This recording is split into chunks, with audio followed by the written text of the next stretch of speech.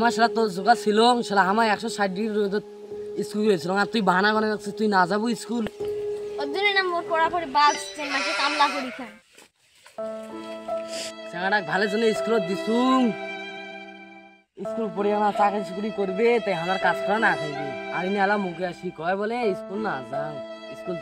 পড়ি কি বাল